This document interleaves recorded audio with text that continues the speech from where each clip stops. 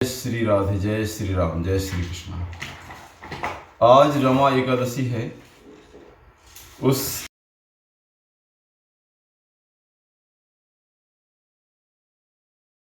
रमा एकादशी के दिन भगवान विष्णु का, भगवान श्री कृष्ण का व्रत रखा है मैंने। और ये बहुत अच्छा ये अवसर है कि इस दिन हम श्री कृष्ण भगवान की गीता जो उन्होंने अर्जुन को दी थी, अर्जुन को उपदेश दिया था, उसका हम पाठ करें। इसलिए मैं इसका पाठ कर रहा हूँ। एक्चुअल रोज़ मैं पाठ कर रहा था 4थे अध्याय तक, लेकिन आज मैं स्टार्ट कर रहा हूँ आज से ही पहले अध्याय से इसका पाठ करेंगे। श्री कृष्णाय नमः। हे भगवान, हमें इसके पाठ करने की शक्ति प्रदान करो, इसके अर्थ को समझने की शक्ति, क्योंकि इसका अर्थ बहुत गहन और गूढ़ है। हर कोई इसका अर्थ बरसों लग जाते हैं, इसका लगातार अभ्यास करते करते इसमें नए नए अर्थ निकलते रहते हैं। वैसे बहुत सिंपल है, एक सीधा सीधा अर्थ निकलता है और इसके बाद फिर आपके अर्थ मन में अनेक आते जाएंगे। अधिक बात न करते हुए हम स्टार्ट करते हैं। जय ओम श्री परमात्मने नमः। अथ श्रीमद्भगवद्गीता अथ प्रथमोऽध्यायः। धृतराष्ट्र उवाच धर्मक्षेत्रे कुरुक्षेत्रे समवेतायुत्सवः मामकाः पाण्डवाश्चैव किं कुर्वत संजय। संजय उवाच दृष्ट्वा तु पाण्डवानीकं व्यूढं दुर्योधनस्तदा आचार्यमुपसंगं राजा वचनं ब्रवीत् पश्यैतां पाण्डुपुत्राणाम् आचार्यमहतीं च मुं व्यूढां द्रुपदपुत्रेण तौ शिष्येण धीमता।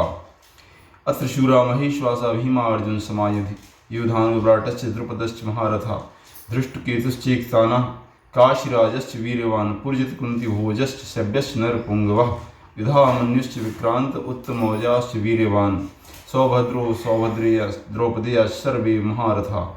अस्माकं तु विशिष्टा एतान् निबोध द्विजोत्तमं नायकामं सैन्यस्य संजयार्थं तान् ब्रवीमि ते। भवान् भीष्मश्च कर्णश्च कृपश्च समतिञ्जयः अश्वत्थामा विकर्णश्च सोमदत्तिस्तथैव च अन्ये च बहवः मदर्थे त्यक्तजीविता नाना शस्त्रप्रहरणा नाना युद्धविशारदाः अपर्याप्तं तदस्माकं बलं भीमाभिरक्षितं पर्याप्तं तद्मे तेषां बलं अपर्याप्तं बलं भीष्माभिरक्षितं पर्याप्तं त्रिविधमे तेषां बलं भीमाभिरक्षितम्। अयनेषु च सर्वेषु यथाभागमुपस्थिता भीष्मैवाभिरक्षन्तु भवन्तः सर्व एव हि तस्य संजनयन् हर्षं कुरुवृद्धा पितामह सिंहनाद्यं विनद्योच्चैः शङ्खं ददमौ प्रतापवान् तथा शङ्काश्च भैर्यश्च पडवानक गोमुखा शयशयवाभ्यं सशब्दस्तुम्रोवत् तथा श्रुतैर्हयुति महति चन्दने स्थितौ माधवा पाण्डवश्च दिव्यौ शङ्खौ प्रददमतु। पाञ्चजन्यं ऋषिकेशो देवदत्तं धनञ्जय पौण्ड्रं ददमौ महाशङ्कं भीमकर्मा वृकोदरः अनंत विजयं राजा कुंतीपुत्रो दृष्टरा नकुला सहदेव सुघोषमणिपुष्पकौ काश्यश्च परमेश्वासा शिखण्डी च महारथा दृष्टद्युम्नो विराटश्च शात्यकीश्च पराजिता द्रुपदो द्रौपदेय सर्वशा पृथ्वीपते सौभद्रश्च महाबाहु शङ्खान् दधुपृथक् सौभद्रसोधा राष्ट्रान् हृदयानि व्यदारयत् नभश्च पृथ्वीं चैव तुमुलो विनुनादयन् अथ व्यवस्थान् दृष्ट्वा धार्तराष्ट्रान् कपिध्वजा प्रवृत्ते शस्त्र संपादे धनुरुद्यमं पाण्डवः। ऋषिकेशं वाक्यमिदमाय महीपते। अर्जुनवाच सेनयोर्योर्मध्ये रथं स्थापयामि यच्च। इसमें सबसे पहले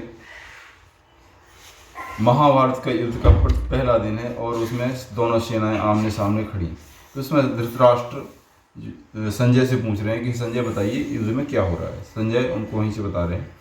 धर्म भूमि कुरुक्षेत्र को धर्मभूमि का धर्मभूमि कुरुक्षेत्र में इकट्ठे युद्ध की इच्छा वाले मेरे और पांडुपुत्रों ने क्या किया। इस पर संजय बोले कि उस समय राजा दुर्योधन जो है व्यूह युक्त रचना, संजय बोले राजा दुर्योधन ने व्यूह रचना पांडवों की सेना को देखा कि व्यूह में खड़ी हुई है, व्यूह उड़ाकार, और अब अपने गुरु द्रोणाचार्य के पास जाके बोलते हैं, हे आचार्य देखो आपकी बुद्धिमान शिष्य द्रुपद पुत्र धृष्टद्युम्न ने जो है व्यूह आकार में सेना खड़ी कर दी है और इस बड़ी भारी सेना को देखिए। इस सेना में बड़े बड़े धनुष वाले वीर खड़े हैं।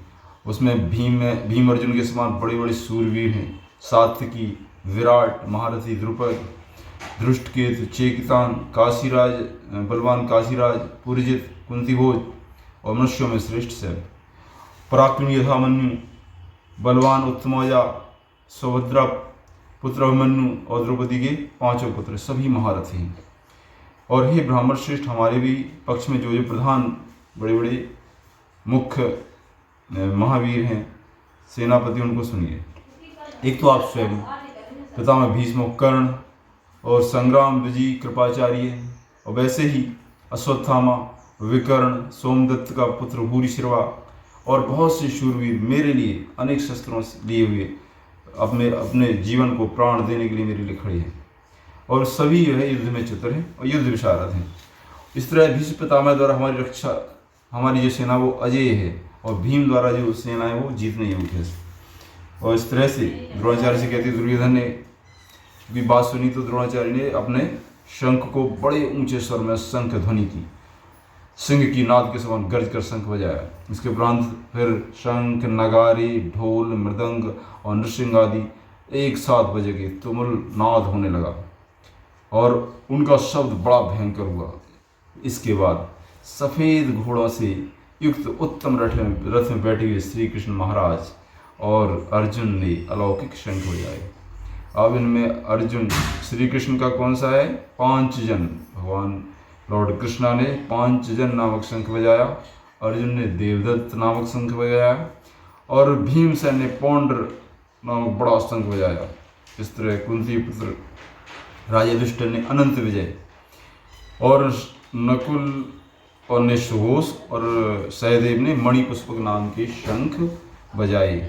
श्रेष्ठ धनुष वाले काशीराज और महारथी शिखंडी और धृष्टद्युम्न, विराट, अजय, सात्विकी, राजा द्रुपद और द्रौपदी के 5 पुत्र बड़ी भुजाओं वाले सुभद्रा अभिमन्यु, इन सब ने अलग अलग शंख बजाए और उस भयानक शब्द ने आकाश और पृथ्वी को शब्दायमान करते हुए और धृतराष्ट्र के पुत्रों का हृदय विदीर्ण कर दिया।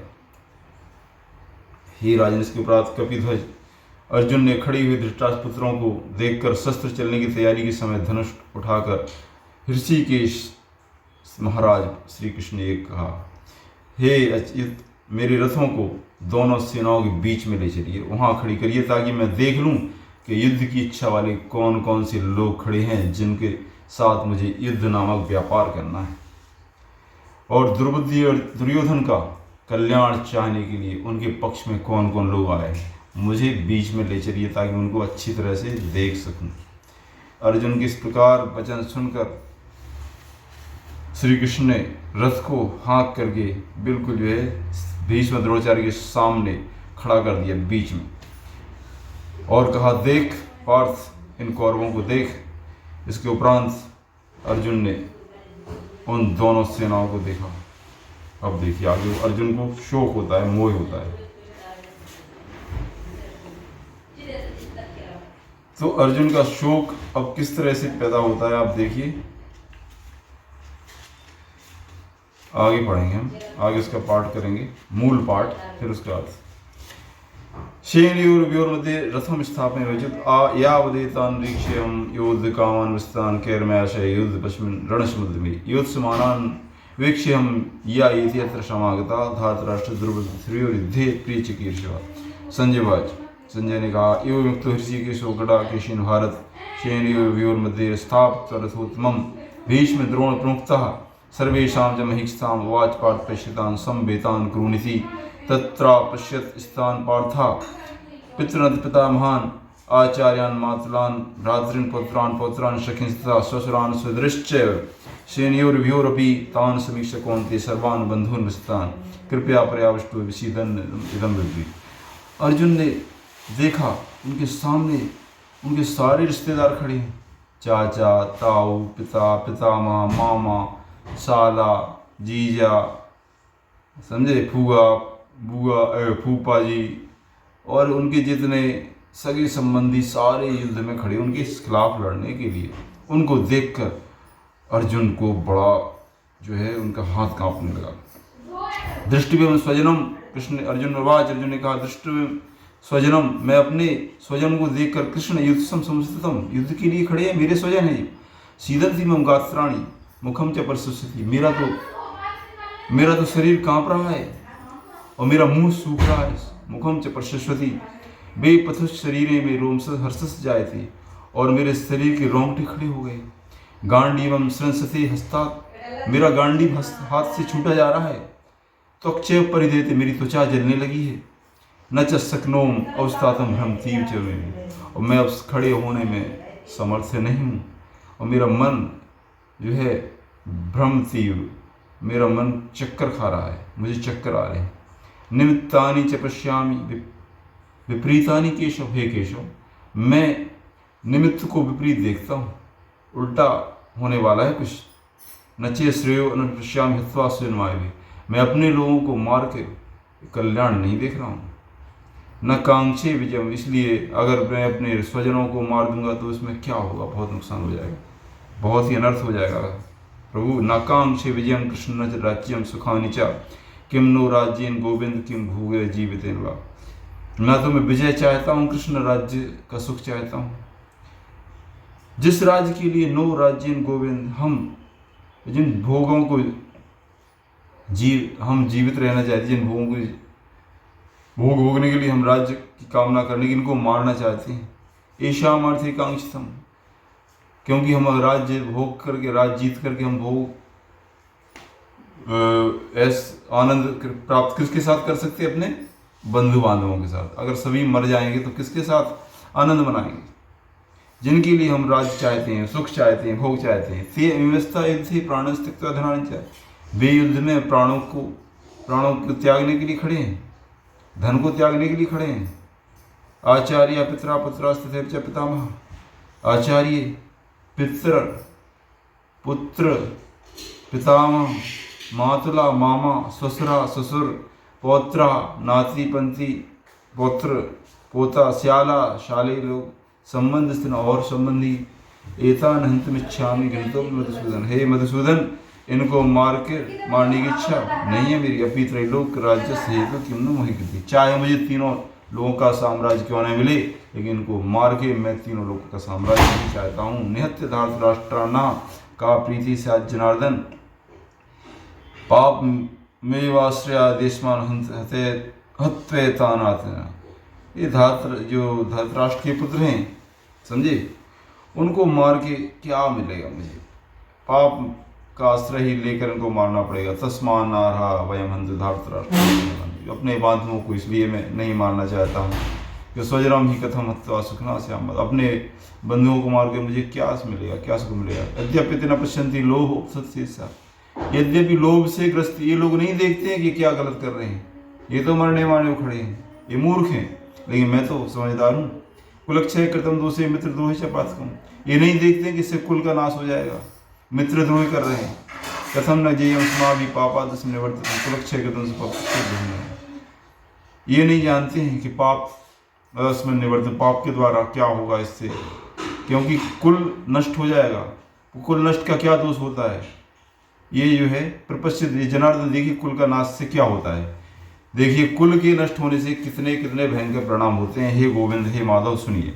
कुलक्षय प्रणशंति कुल धर्मा सनातना, कुल के नाश होने से कुल धर्म नष्ट हो जाते हैं। सनातन कुल धर्म जो पीढ़ियों से चले आ रहे हैं, हमारी परंपरा, वो नष्ट हो जाती है। धर्मे नष्टे कुलम कृष्णम अधर्मो अविभक्त जाए, धर्म के नष्ट होने से कुल में अधर्म बढ़ जाता है।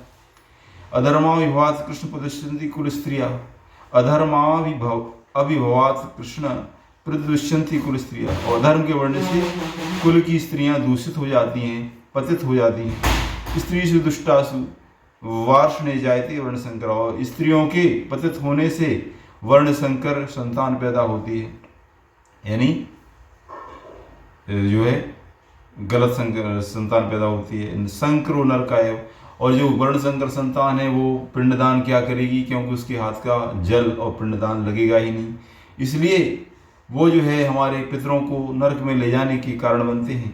पतंती पितरो हेशाम लुप्त पिंडोदक क्रिया, जब पिंड और जल की क्रिया लुप्त हो जाती है तो हमारे जो पितर हैं वो नरक में चले जाते हैं। दोषे रेत कुलग्ना नाम वर्ण संकर कारकी, तो इस तरह के इतने दोष वर्ण संकर करने वाले युद्ध में अपने बंधुओं को मारने से होंगे। उत्साह जंते जाति धर्मा कुल धर्मा शाश्वता, तो वर्ण संकर से कुल नष्ट हो जाते हैं, और जाति धर्म और कुल धर्म जो शाश्वत जो चले आ रहे हैं उनको वो नष्ट हो जाते हैं। उत्सन्न कुल धर्माणाम मनुष्याणाम जनार्दन, हे जनार्दन जो कुल धर्मों को जिसके नष्ट हो जाते हैं, हमने सुना है नरकीय नित्यम वासो भवती तनुसम, उनको जो है अनंत काल तक नरक में वास करना पड़ता है। अहो बत महत पापम कर्तुम व्यवसिता वयम, हे आहा हम कितना बड़ा पाप करने के लिए तैयार खड़े हैं। ओफो ये तो बहुत गलत हो रहा है भगवान, मुझे तो अभी ध्यान आया ये तो हम बहुत बड़ा पाप करने के लिए खड़े हैं। यदराज शुक्लोविन हंतुम सजन, इस राज्य के सुख के लिए हम अपने लोगों को मारने के लिए तैयार हैं। यदि माम प्रतीकारम अशस्त्रम शस्त्र प्राणिया धातराष्ट्राणे निस्तन में क्षेप धर्म, यदि मुझे बिना शस्त्र निहत्थे लोग को शस्त्रधारी धृतराष्ट्र के पुत्र मार डालें, कौरव मार डालें, तब भी मैं उनको क्षमा कर दूंगा। संजय वाच एवं मुक्ता अर्जुन शंखे रथोपस्थुपावश्य विसृज्य ससरम चापम शोक संविघ्न मानसा। इस तरह संजय बोले कि हे राजन, जो है अर्जुन ने सब धनुष बाणों को त्याग दिया और रथ के पिछले हिस्से में जाकर शोक संविघ्न शोक से ग्रस्त होकर बैठ गए। इस तरह से पहला अध्याय यहीं समाप्त होता है। ओम तत्सद इति श्रीमद्भगवत गीता उपनिषद ब्रह्म विद्या योगशास्त्रे श्री कृष्णार्जुन संवाद अर्जुन विषाद योग नाम प्रथमो अध्याय। ये विषाद योग नामक पहला अध्याय खत्म हुआ। मुझे आशा है कि आपको पसंद आएगा, और आप इसलिए इसको प्लीज़ लाइक कीजिए, शेयर कीजिए और मेरे चैनल को सब्सक्राइब कीजिए। जय श्री कृष्णा, जय श्री।